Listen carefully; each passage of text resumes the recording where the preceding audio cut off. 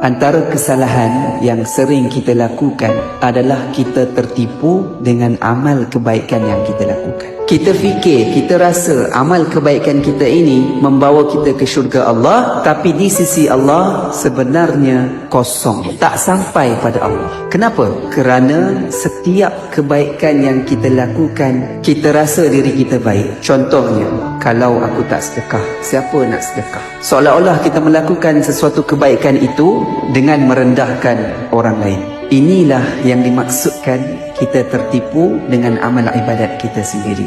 Walaupun riak itu terselindung, tapi boleh mengurangkan pahala amalan kita. Sebab itu, kata ulama, seandainya kita beristighfar, istighfar berkali-kali. Kerana mungkin istighfar kita yang pertama itu ada perasaan riak yang terselindung sehingga menghapus pahala kita. Muhasabah.